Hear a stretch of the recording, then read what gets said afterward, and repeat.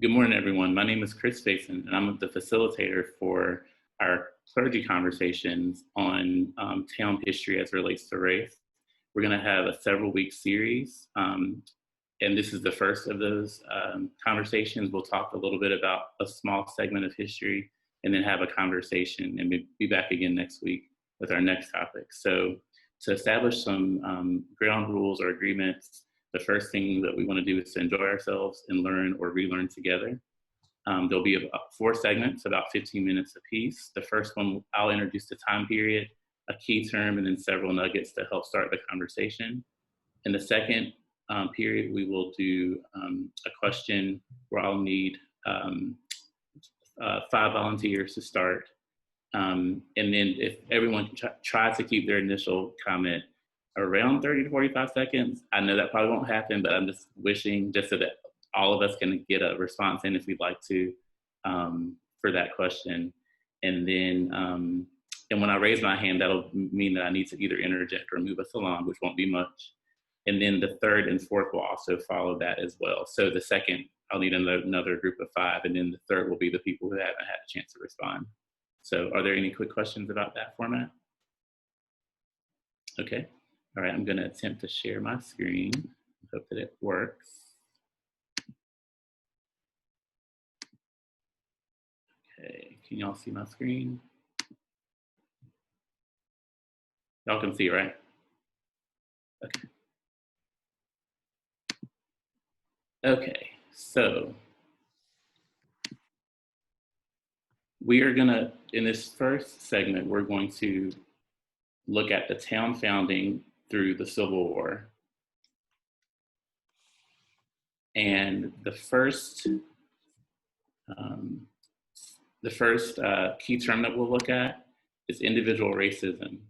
And this is defined as, refers to the beliefs, attitudes, and actions of individuals that support or perpetuate racism in conscious and unconscious ways. And the US cultural narrative about racism typically focuses on individual racism and fails to recognize systemic racism.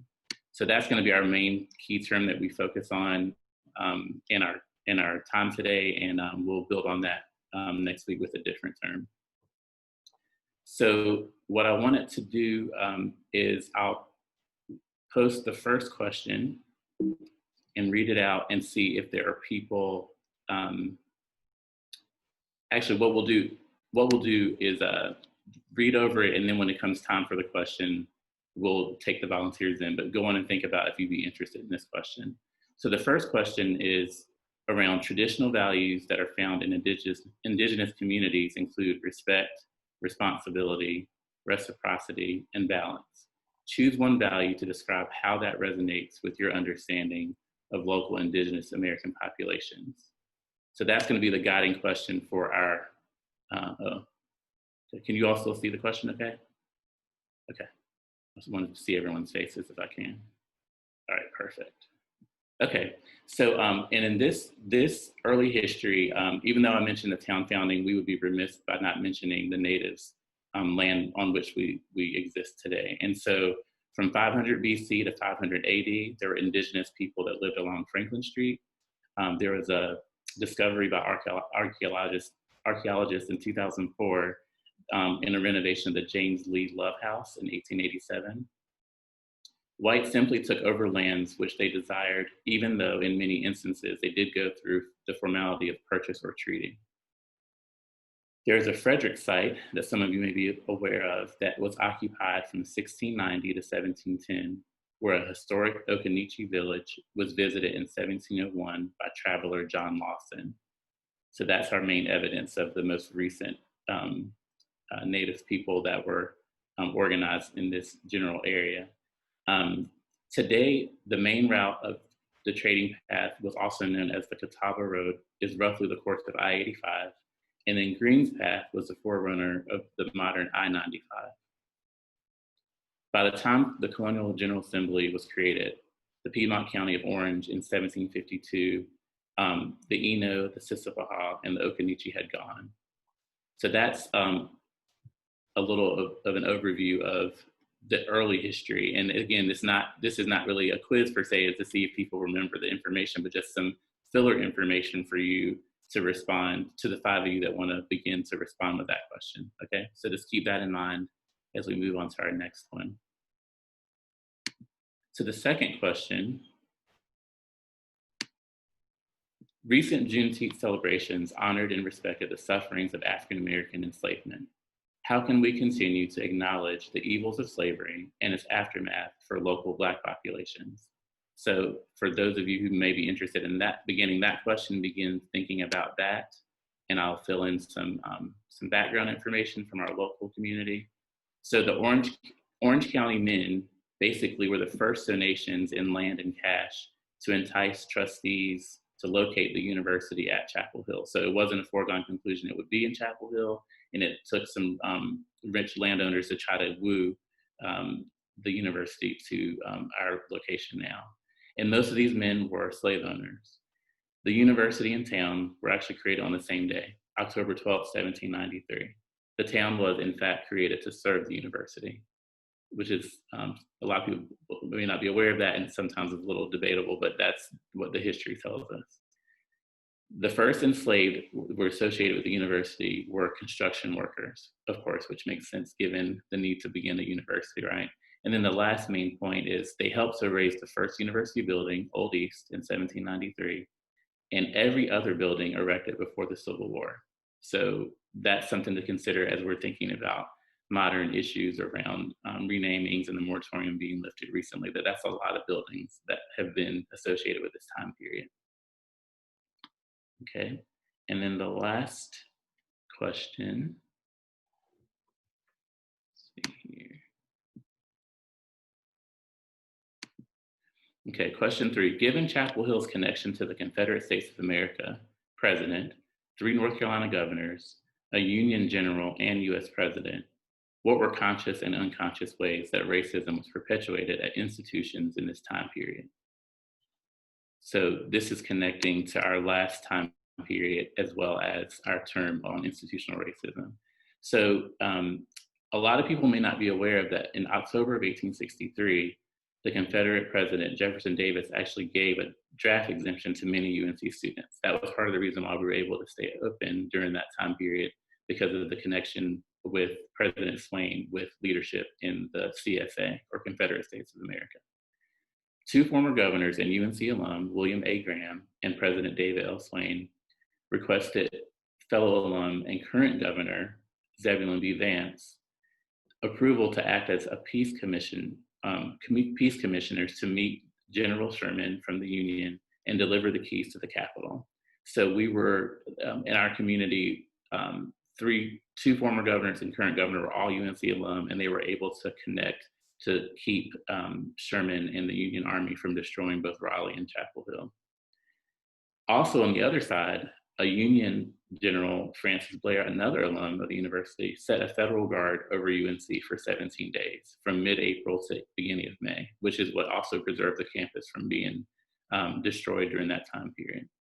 And then another little known fact that is very illuminating with why the Confederacy was so important in Chapel Hill is that President Swain actually missed the 1865 commencement because he went to Washington, D.C. to advise U.S. President Andrew Johnson on his plans for Reconstruction. As a leader of one of the 2 largest universities in the South, us and University of Virginia, it was good to have his feedback on how to move forward in presidential Reconstruction. So we had a tie to the sitting president as well during that time frame. So basically, that's basically the information that I have so far. I went a little quicker than I thought, which is good to give you all more time to respond. So what I will do, is everyone okay with, I want to make sure I'm going slow enough, having the questions. I want to go back to the first one, and then I'm gonna, I can unshare so that we can see everyone, so that my slide is not out. So I'll keep that up one more time, because we're gonna jump into that one and reread that. And then I'll unshare it, and then I'll bring it up again for the next question. So again, the question 1 is, traditional values found in Indigenous communities include respect, responsibility, reciprocity, and balance. Choose one value to describe how that resonates with your understanding of local Indigenous American populations. I'll give a few more moments for people to look over that. And actually what I can do is, yeah, I want to stop so we can make sure we see each other. When Chris, and as we move into this first question, maybe even before we move into the first question, I think it might be helpful for us to define racism, maybe collectively for a moment, Okay. so that as we're having conversations about it, we are all using the same or similar working definition of racism. And what I think is important, it comes up where when folks say, well, what's a racist, and who can be racist? I was There's an entertaining, maybe not in a positive way, conversation I'd heard where people were debating, if an African American could be racist, and it all hinged on the basic understanding of racism that the two different parties had. So is there a way, I know this is taking us a little bit off road for a moment, but is there a way that we could define racism together, especially since we have a few extra moments perhaps in our time? And can we define it around individual racism? Is that okay?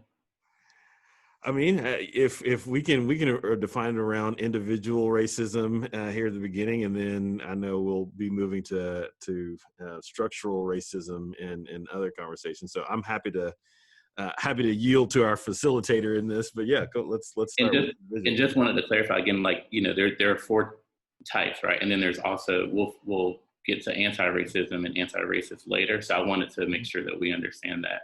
Yeah. Individual racism is the ground floor. So let's try to start there if we can. So anyone, and I think it's good for us to use our own language based on, building on what I already mentioned. So I'd love to hear people's thoughts about how they view individualized racism.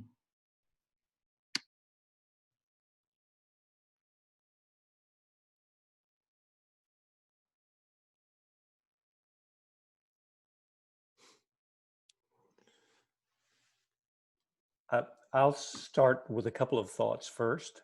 I think all of us have grown up with an implicit bias. And so I'm not sure that does that connote being a racist? Grown up with that milieu, and that's our base understanding. I sometimes find it more helpful to think about racist behavior. If you call someone a racist, you terminate the conversation for the most part, even though everyone else agrees that this person is a racist.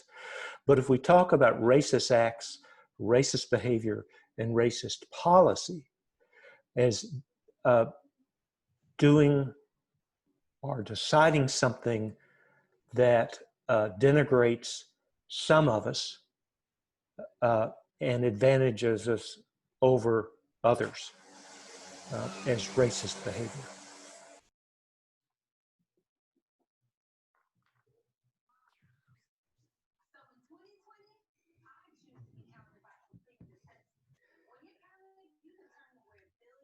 That was an interesting term, denigrate. In systematics, we were forbidden to use that term for the etymology of it. And this was by a white professor. Because it is, in essence, it means to blacken.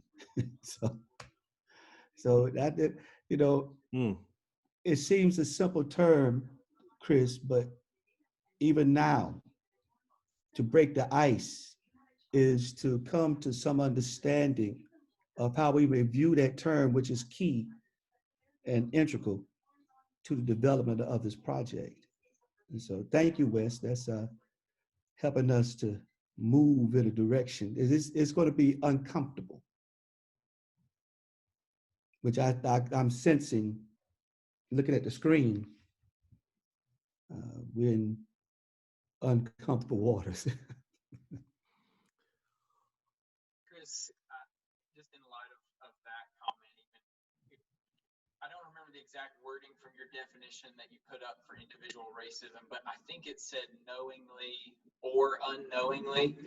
And to me, that's one of those key things in my journey in this process, is that there have certainly been times where knowingly I have done or said something I'm thinking about in my younger days, but unknowingly, there are times even now that I'll say something or do something, and then I'm challenged or, brought into some awareness or knowledge about what I just said or did. And it's like, oh, didn't know that, because that wasn't part of my upbringing or education, whether it's around things like Juneteenth or the kind of etymology of a word that I've assumed I knew. And so to me, that understanding of knowingly or unknowingly is really important, that I'm responsible or complicit and tied up in, even in my individual acts, things that I don't know about. I'm thinking about racist thought as much as racist behavior or actions. And I'm aware, growing up in the Mid-Atlantic, that there was stereotyping of ethnic groups and stereotyping of racial groups. And so to me, there's something about stereotyping and assumptions that people of different races are going to have certain characteristics or certain behaviors and thoughts, whether it be Asian or Jew or Italian, that's an ethnic one, or German or Polish or Black. And so for me, racism is connected very much to stereotyping. And so people of different races are, of course, going to behave certain ways, because that's the way either my family or my culture has taught me to understand it.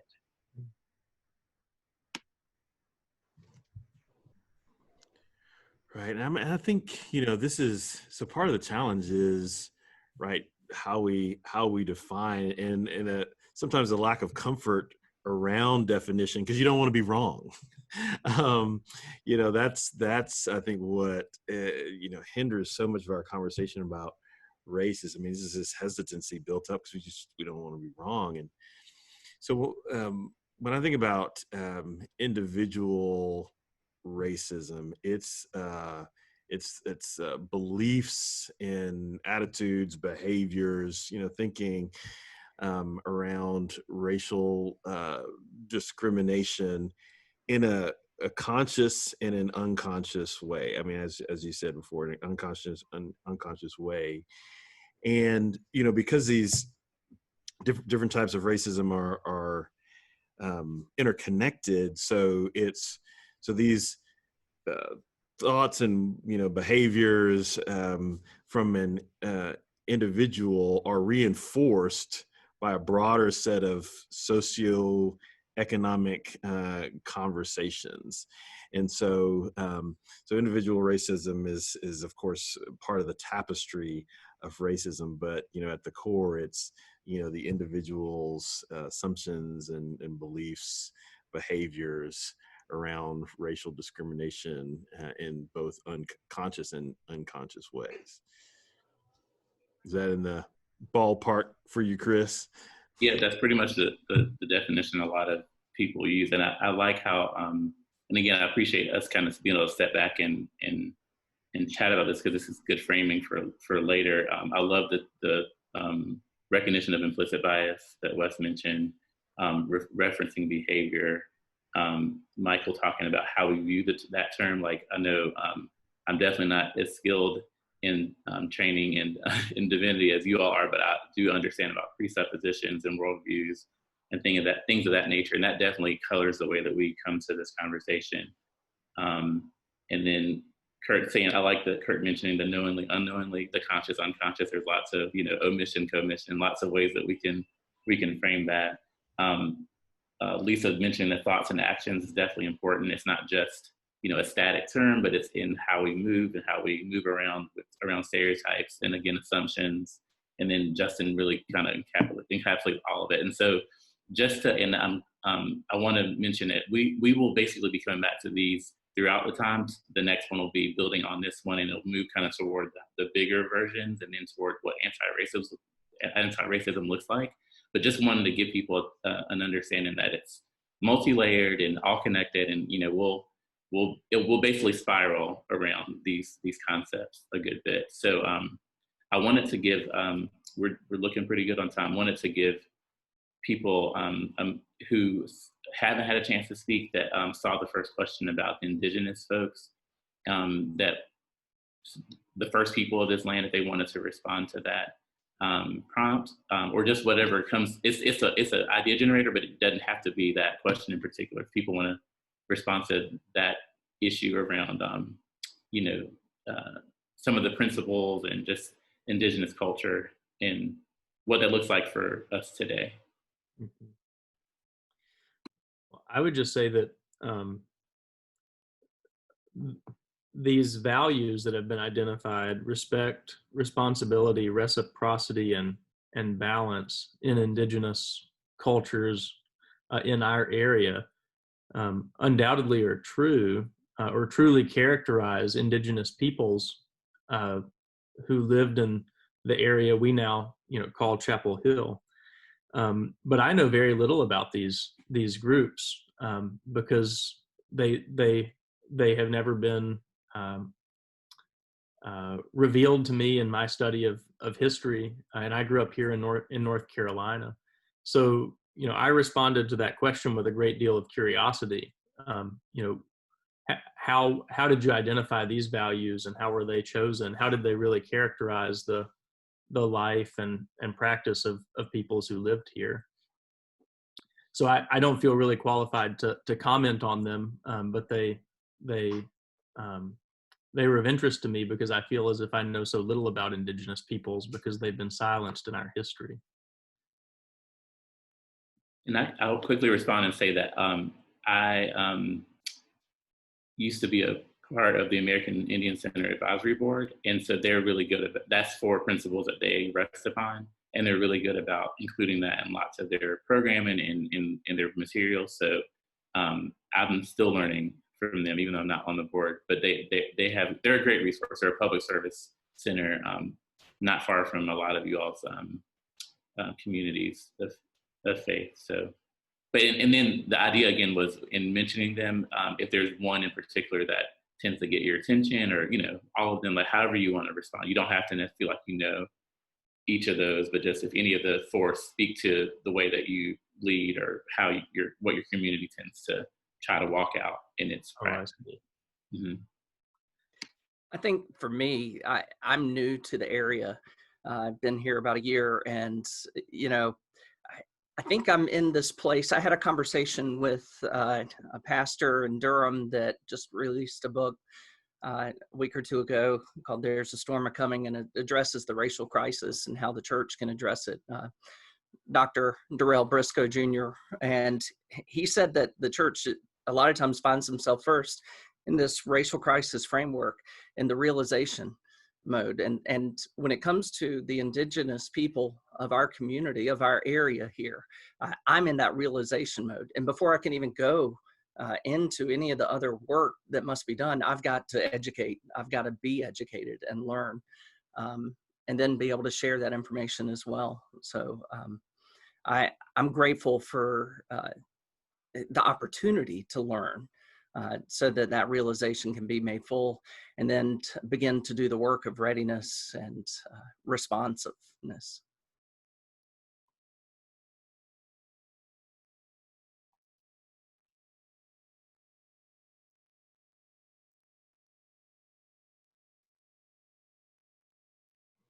This is one of the things I was thinking about in the vein of what others have already said is that,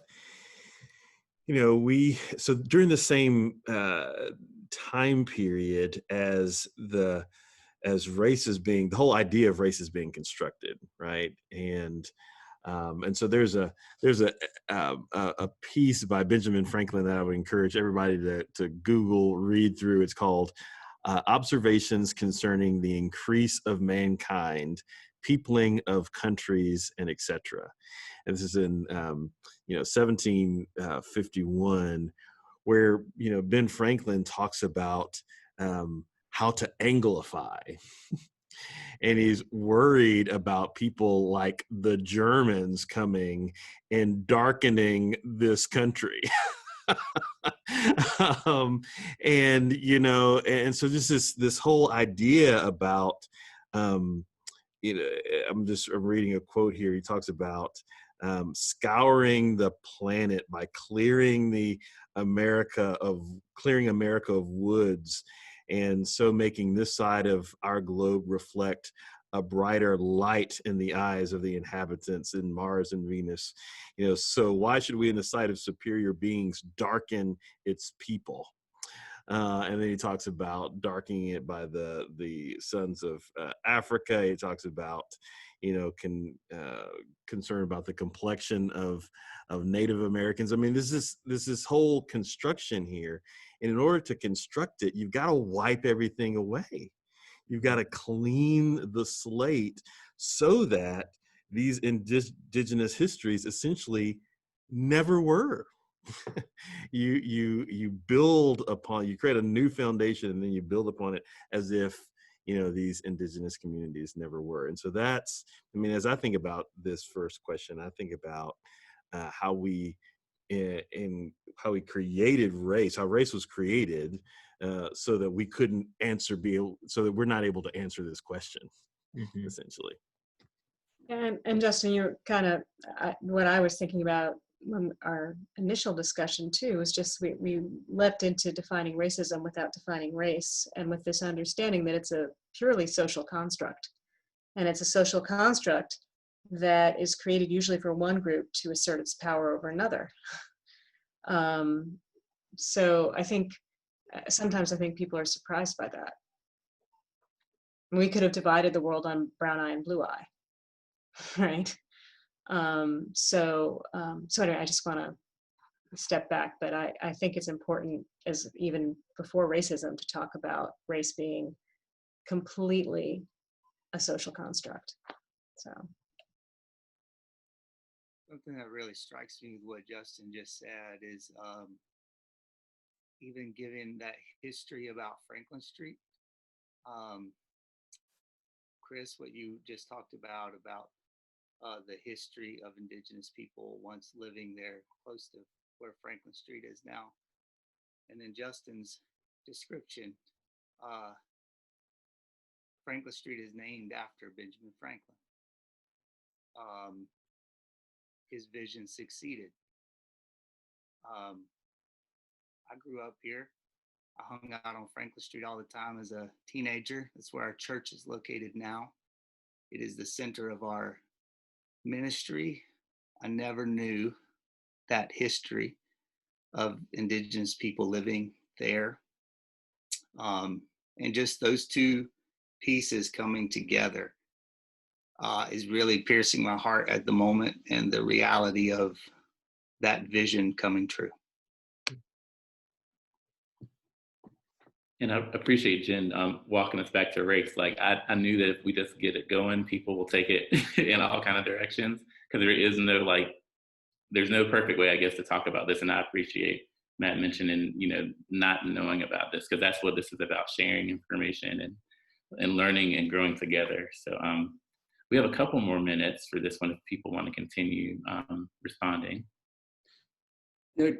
I'm so grateful for, again, like many of my colleagues, there's a lot of learning going on. One of the things particularly that has stirred up for me when I hear those indigenous values laid out, the sort of juxtaposition of the values that we hear in, as Justin was saying, for Benjamin Franklin's call. I mean, you hear in Franklin, you hear superiority, you hear power, you hear economic drive, as opposed to respect and balance and reciprocity. I mean, the juxtaposition of that is just is sort of what's hitting me in the face of what your sort of primary motivators are for how you move and act in the world.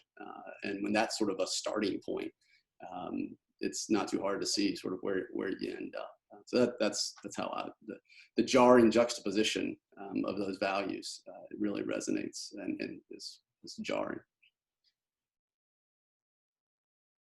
After looking at the piece of the indigenous values, it's more of a communal, whereas we have injected the individualism, me, myself, do for myself and forget about the rest. So, I think that is part of the problem, that we talk about pulling ourselves up by our own bootstraps, but we forget about the bootstraps of others. So we have decimated that communal aspect by this notion of individualism, which has been a contributor to where we are right now. So I was reflecting on how the image of values versus devaluing. The fact that I can't articulate how those values were lived out in the people whose land that my church sits on says something about the racism that still exists around that. And so, I mean, that was really that value versus the superior cultural devaluing the values of others is something that's really sticking with me.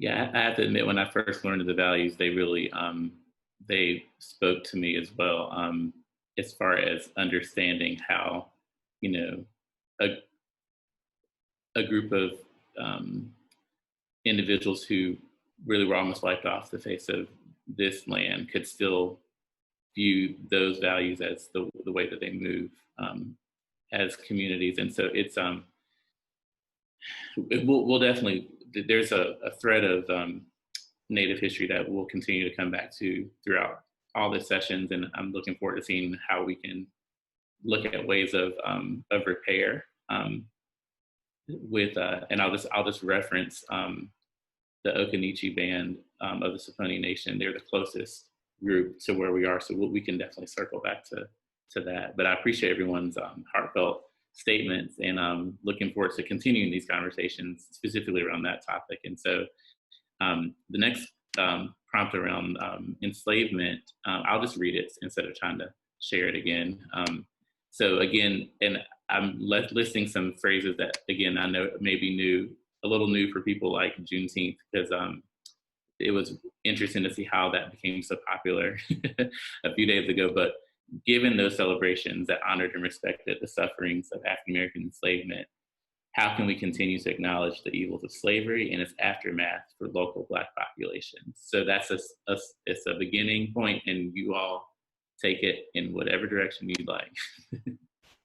I'd love to hear from some individuals who haven't spoken, if you feel comfortable with sharing, but don't feel pressured.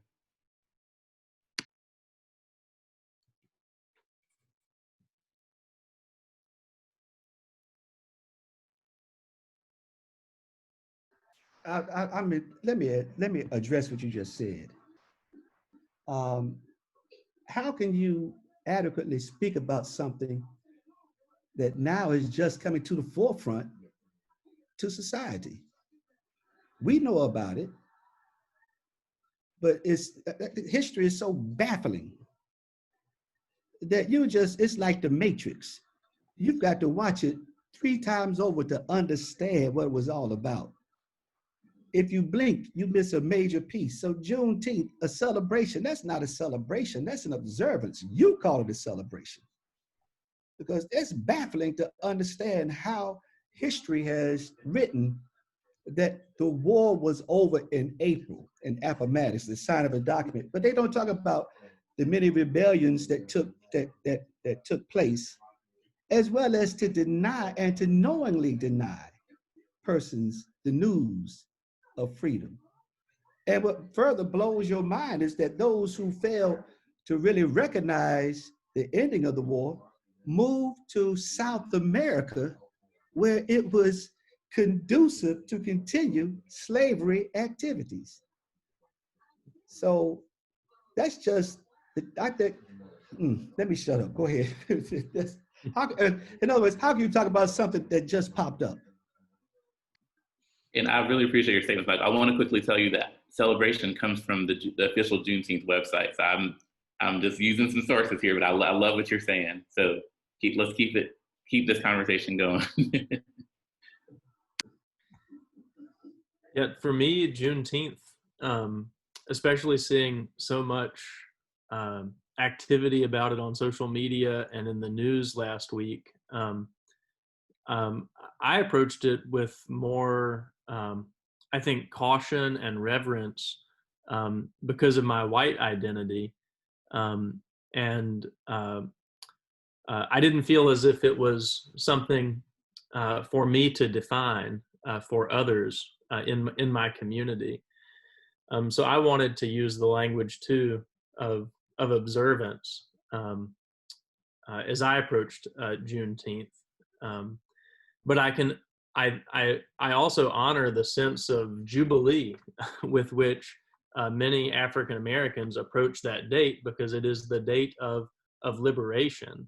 And then I think from a white perspective, I want to honor that sense of jubilee, and at the same time approach it with more of a spirit of confession. Why is this jubilee, this liberation necessary, and where did it come from? So in my own sense of my own white identity, I think I would want to honor the ways in which African Americans define Juneteenth and the complexities of that date, and elevate those voices and those stories.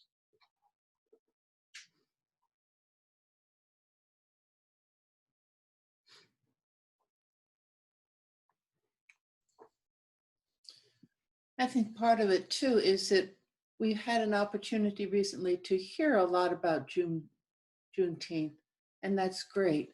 But how are we going to, as white people, continue to listen?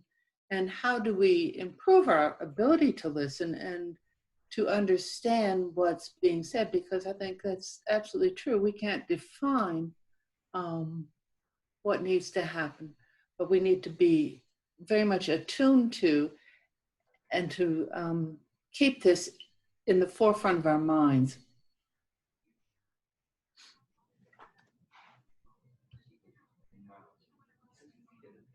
Really appreciated what you said about the town and the university and the slave holding and the building of the buildings on campus.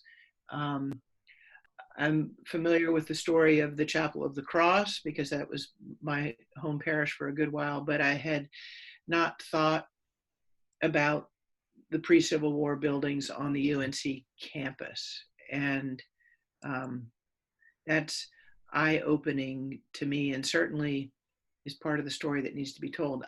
My experience is that people overall don't really have as much interest in history as perhaps I do, or some few do, that people want to live in the present or dream about the future, but it's hard enough to get people to think about our own history, not to mention our shared history. And so I think this conversation is really important because it's going to give many of us an understanding of our shared history and our inheritance. I mean, even if we didn't come to Chapel Hill till it was 1970 or 1980 or 2000, we are the inheritors of this history, and we need to know it. So I appreciate you bringing that to the fore.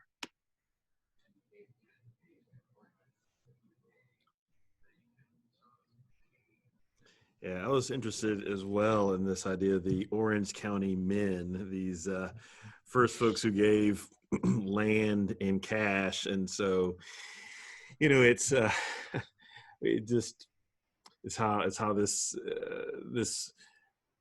new history is told, right? So you've got a bunch of white men who own the land, which, you know, based on the previous question you asked us, the question is, you know, so how are you now the owners of the land, and indigenous communities are not? But, you know, so you've got that that going on.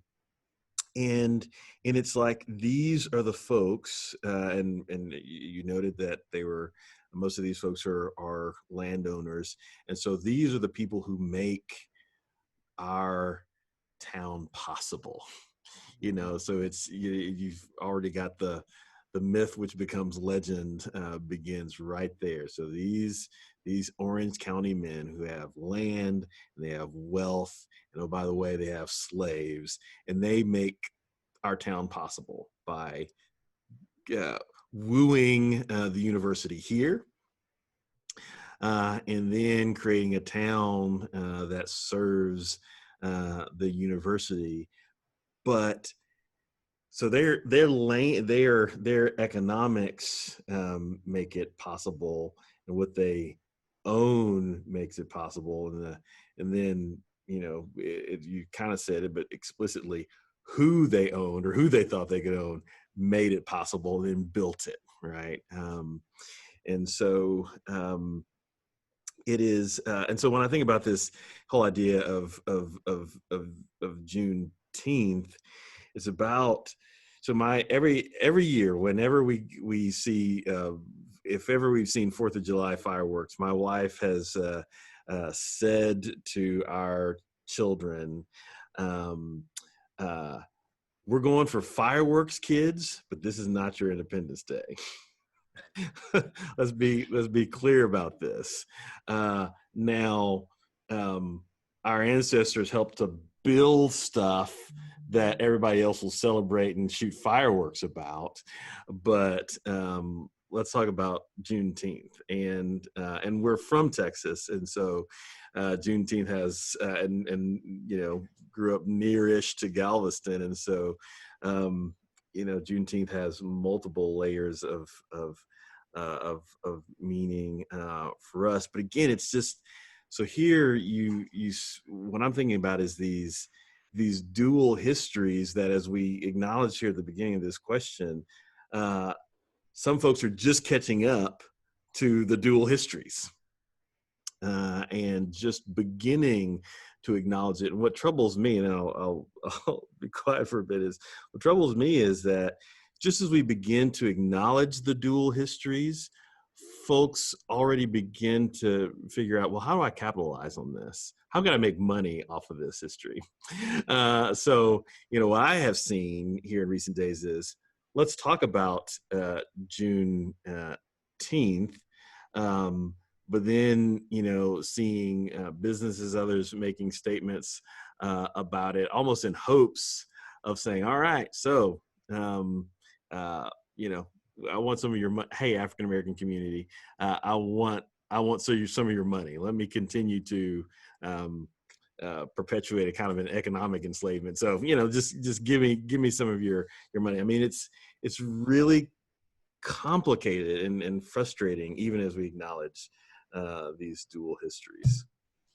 And I'll quickly admit that growing up in Southeast Virginia, I knew of Juneteenth, but I didn't really understand the significance to, as Justin said, to independence until very recently.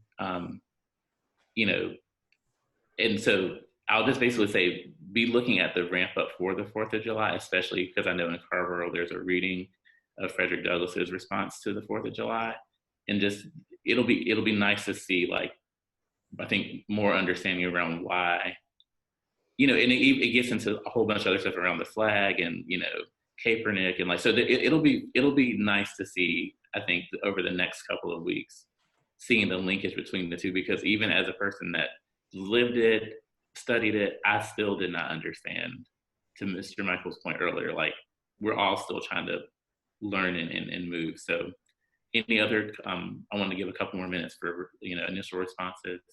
I just want to seek some clarification. Am I being idealistic and naive to use the language of a shared history? I'm just noticing that Justice Justin talks about a dual history, and I think there have been these parallel histories, and the stories have been told differently, and they've been experienced differently. I thought what Justin was saying was dual history in terms of the one we tell and versus the one that is. Okay. Is that, am I correct? Which I think still should move to a shared history. I mean, I think we can have a shared history, but Full history. but right now, Right. where we are. Anyway. Chris, I want to circle back to something that was in the statement that you put on our screen. How do we acknowledge the evils of slavery? And a thought that I've had is just there has to be a verbal acknowledgement of the evils, but more than that, there have to be actions. My parents at one point told me, it's really hard to talk yourself out of a problem that you behaved yourself into. We want to see action. And I think the acknowledgement in a meaningful sense comes around actions that progressively move us more toward a just society, not simply, yeah, I was wrong.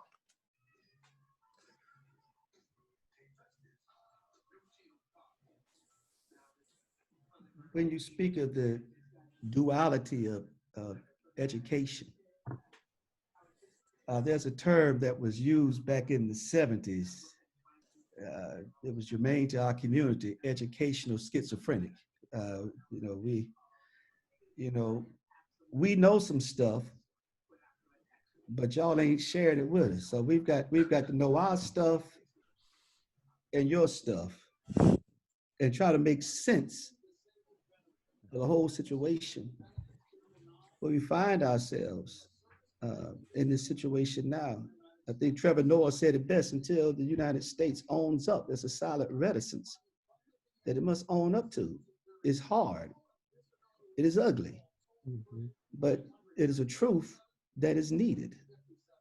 And so we, forgive my angst, but it's some things that we've learned, and when you learn it, it just blows your mind. And say, but the book says something different, But reality is speaking, is not showing what's in the book. I just say this: the movie Alex Haley's Roots, where the character Fiddler was laughing. He said, white folks talk about 4th of July, days free.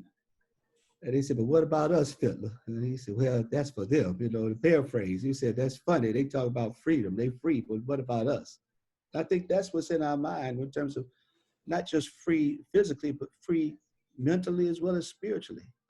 That's the way, that's what we're seeking. Michael, I appreciate that's a lot in your statement, right? Like the idea of, I think I've heard education schizophrenia from some relatives. Definitely a lot of scholars call it double consciousness. W. Du Bois. So this third question is kind of a parallel to this last question, and I wanted to continue in this light, asking about our connection, to the Confederate States of America, President, 3 North Carolina governors, a Union General, and the U.S. President. Like, so how do these conscious and unconscious ways impact institutions in that time period? And definitely, with the legacy of today, like I'd love to continue down this road of recognizing enslavement, but definitely this strong connection to the Confederate States of America that's undeniable.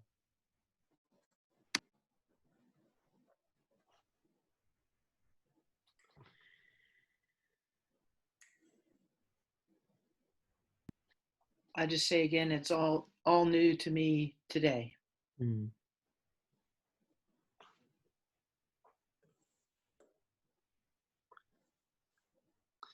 I had heard some of the historical details that you have mentioned to us, Chris, especially the story about how the university and Raleigh were saved by the Peace Commission that interceded with General Sherman to to prevent the destruction of so many public buildings and plantation homes in this area that was seen in South Carolina and in southeastern North Carolina. So some of those details aren't new to me, but much of it is. And I think, well, I just think that so much of the way we tell the story of who our community is today is grounded in this history that we know very little about. Our church, which I think is proud of some of the anti-racism work that it's done in recent years, is located on Martin Luther King Boulevard in Chapel Hill, which is important to recognize. It's also important to recognize that our church began, and for the first 90 years of its history, lived on Cameron Avenue. So you've talked about some of your churches that are on Franklin. Ours was on Cameron, and the original building of the original edifice is still there. And Cameron is named after one of the largest plantation owners in the antebellum South. The Duncan Cameron plantation was enormous, and Duncan Cameron's family wielded tremendous political power and economic power in Raleigh, where he also had a home. But there's very little that we know about even the families whose names honor our streets, to say nothing about the monuments on UNC's campus and the buildings that were erected by enslaved people, and who were now honored by people who served the Confederacy, and who obviously held a lot of the individual racism that we've tried to define this morning. Cameron, as you're talking, my mind always goes programmatic, and I was thinking, wow, what would the Chapel Hill Visitor Center look like if it really had the history of the full history of our town? Yeah. I mean, even just a little bit of information about where does that name Cameron Avenue come from? It's really humbling.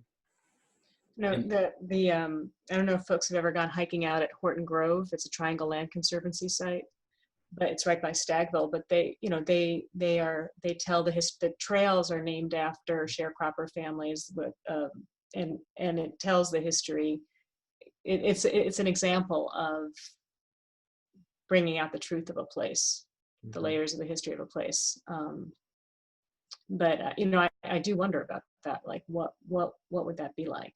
Because we know the library has done a wonderful project, and you can get information at the library. But it's more of just starts the civil rights era. It doesn't go back, right, Chris? That's what my understanding is. But I wonder what that would look like. And Jen, to that point, Justin's aware that Missy Julian Fox, who used to run UNC's Visitor Center, we've partnered to do a parallel lives tour that we're going to start with the Chapel Hill Historical Society. So we will definitely, our hope is that we could share that with you all and, continue to get this more hidden histories more elevated. Of course, it won't be everything, but just some pieces that will help to, to situate Chapel Hill better. And I think about the multiple layers of naming. It's almost like, if you've ever sanded a door or something, you're trying to paint and get all I can't believe it was colored that before, So, I mean, Franklin Street was part of the Jefferson Davis highway system, as, highways are being named all around the South.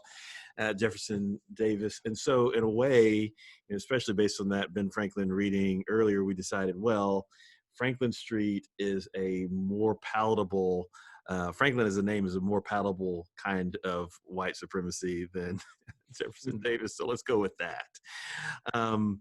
You know, it was, it's still under 20 years since MLK was named MLK. I was part of the town commission when I was an associate pastor here at University Methodist that worked on that.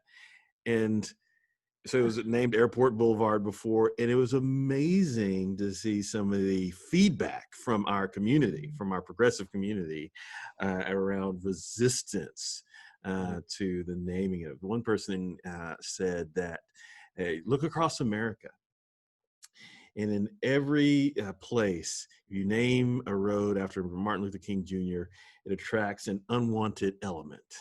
And so we, you know, just all kinds of code in this. It attracts an unwanted element. And how will our businesses along this road survive if those folks move along the road? I mean, it was amazing to see some of the things that were said. But it was named that in part because when Dr. King came to speak at University Baptist Church, he moved down what is now Martin Luther King Jr.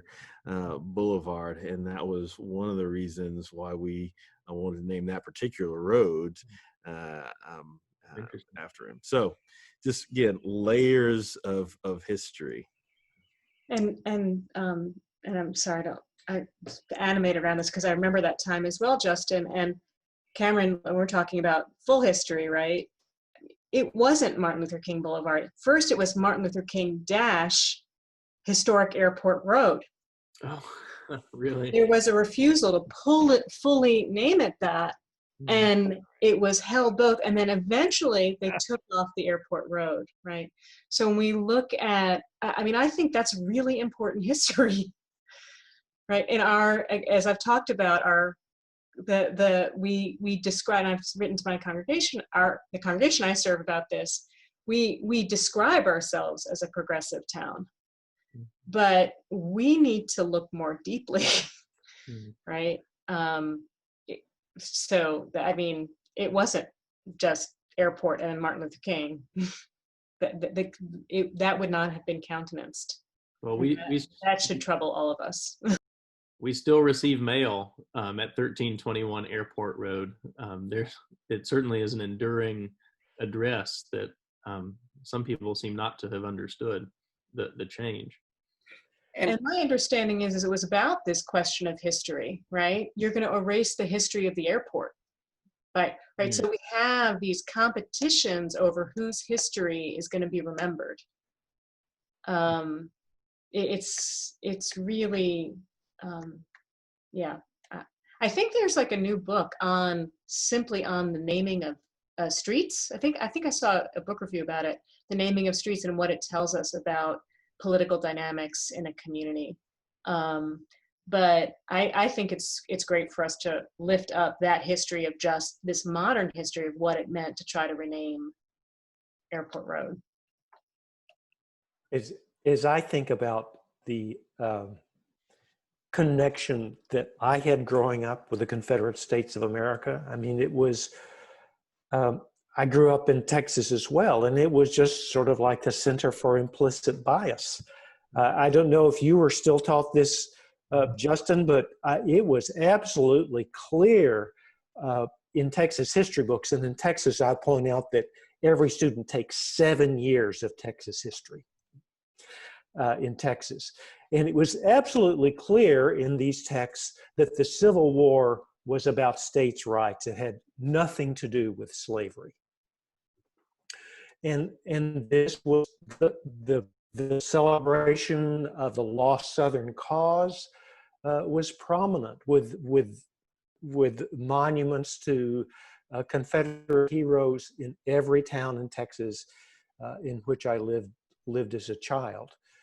And that the celebration of the graciousness of Southern culture, and nothing about the fact that it was a culture based upon the enslavement of other people. And so I think for all of us who've grown up in the South, I mean, I didn't go to school as a young man in Chapel Hill, but I suspect that that history that we were taught still affects most of us at some profound level. When you speak about the Confederacy, I was born here in North Carolina, in Henderson.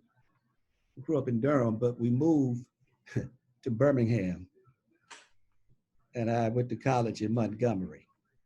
To speak about the Confederate States of America, Montgomery was the capital, the first capital for the Confederacy. And even so, they still, it wasn't, when I was in college, they still had on the calendar Confederate holidays. Confederate holidays. What do you do on a Confederate holiday in Montgomery? And that tells you that they do have a warped sense of history because they're looking through a lens that is not realistic. We know that it was that Calhoun that spoke about states' rights out of South Carolina. It was about states' rights. But what was states' rights? It was about a state having its own right of its own destiny, of its own determination to do what it wishes to do, which was based on an agrarian society needing labor, black labor, cheap labor. So it all, you know, it's like it's on a wheel. To understand the connection, when you have people, it wasn't, I mean, there's a song I used to listen to by the Charlie Daniels Band. Be proud, you're a rebel, because the South's going to do it again. There's always that notion in the back of the mind. These people just have not let go. What I mean by these, I mean those with the rebellious spirit, they're just not let it go.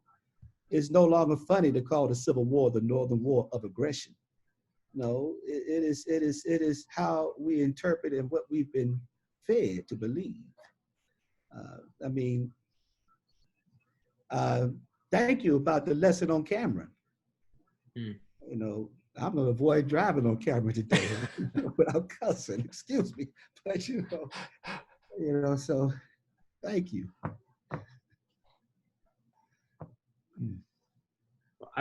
Another thing I would say is that, you know, today, if our conversation today is primarily about individual racism, which are like personal attitudes and behaviors that elevate one racial group over others, you know, we have kind of learned to be bashful about our individual racism. You know, it's polite to be embarrassed, to have implicit bias, or to hold racist attitudes that you don't share publicly. But our monuments, these names like Cameron, buildings named after people like Vance, they really venerate. They actually venerate people who were not bashful about their individual racism. They truly believed that white people were supreme over others, and they fought to preserve that social order. So we live in a community that venerates those ideas that actually betray those customs that we have tried to teach each other and learn in this area where, or in this time when racism is not considered polite. So there's a difference between our public projections and the things that we want to believe and practice today. You know, and I will say, as we're talking, I always also get concerned that when we, you know, taking these down and renaming, that we don't lose sight of what we're you know, that battle gets so big that the battle, the energy to the battle of what we're of dismantling racism or being anti-racist or addressing structural and systemic racism, like, it's like, I just don't, as a white person, to think that, oh, now it's solved, right? Silent Sam isn't there, which is an important, right? But that's, I mean, I'm sure we could have like 5 discussions just on that issue. But but that's always been my concern too, that yes, we're venerating them, and also removing them does not suddenly change society. So Barbara I think they're interconnected, because the act of actually recognizing why they need to be removed and removing them is the way that we're changing the structural and systemic, Yes. So, but at the same time, I don't know if I'm making any sense, but I think it's the process that goes, it's the awareness raising and the shared sense that we've got to venerate something else that's the change. And, but there's so much work to do. So I'm going to stop now. We don't yet know what the something else is that we're going to venerate. And taking away the statue doesn't take away the problem. It takes away a symbol of the problem. And Carborough is still named Carborough, so don't know how long that's going to last. But there's not much energy to changing it. Mm-hmm. And Carborough, with Julius Carr, my understanding is that he promised to bring electricity to the town. He was bringing it to his mill. He promised to bring it to the town if the town changed its name to Carborough. And they did. I think some of the fatigue is that even in this conversation, we're seeing how vast this problem is. That if I did not drive along streets in Chapel Hill that had some connection to racist values, I would be walking, or I would stay home. Or take you a really long, you need a helicopter. Yeah, I mean, so it's, to get to your point, Lisa, it is just tiring. This is just a problem, just not with Chapel Hill, but this is now going global, where it's an awakening. Well, I mean, the question of how much would you have to deconstruct in order to not walk the streets paved by racism in the United States of America. I mean, it's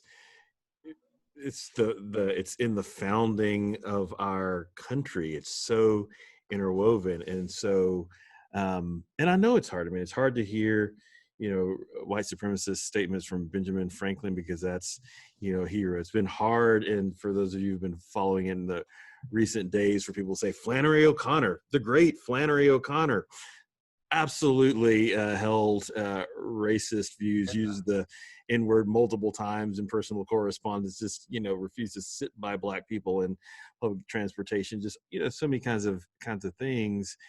And so, our church, University United Methodist Church, where I'm senior pastor, was the church of the Carr family.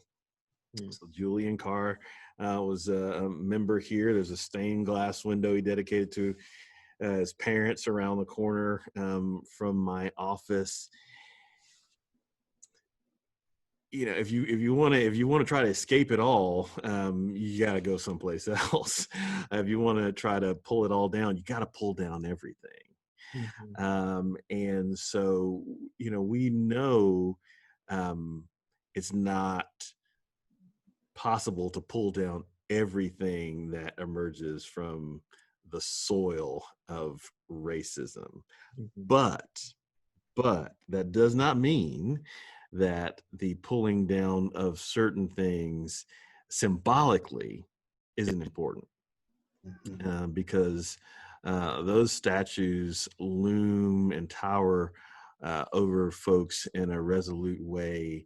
And they say to people like me or my children, you cannot move me. They've said for so many years, you cannot move me. I don't care, what you feel about me, you cannot move me. I'm still here. And I think it's important that we can't pull down every building, turn up every road. It's important to pull down certain things so that we're reminded, yes, these things do not need to tower over our lives forever.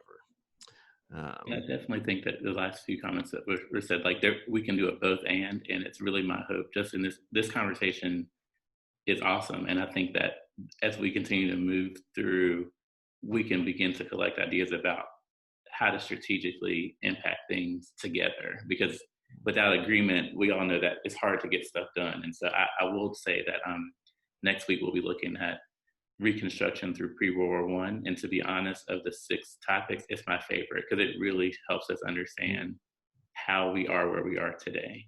So I'm looking forward to hearing what y'all have to say about that. And just thank you for your time. Thank you. Yes, Can thank you. I add one last word of encouragement real quick? Yeah. Just in all of this is, thank you. It's so enlightening. It's convicting, and it's stirring. And one thought that just keeps coming to mind, one, we're talking about the names of streets and buildings. And then just the thought of the statue, it's 2 years ago. It's 2 years ago that it stood at the head of the university, walking on the campus, the entrance to the campus, elevated on a pedestal, literally on a pedestal, elevated. And just the sense of exhaustion, the sense of there's so much to do, the sense of this is everywhere. But the thought that comes to mind is I was there the night when that statue came down. And one of the things that shocked me about it is how weak that thing was. It stood there. It looked so strong, and it was weak. When they pulled on it, it crumbled. The way it came down, it just made you realize it was hollow inside. And I think that is what we're up against. Absolutely, it is strong. It is intimidating. It is designed to be that way.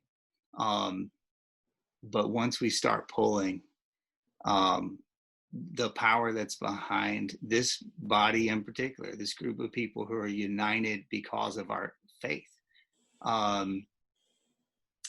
and our diverse faith and the diverse way that we express that, there is a power behind us that is stronger. And what we're up against is hollow, and I think it crumbles. Amen. Well, this has been great, friends. I've loved it. And again, Chris, thank you for leading us, and we look forward to next week. Thank you so much. Yeah, thank you. Take care, everybody. Stay safe and well. Thanks, Chris. Next week.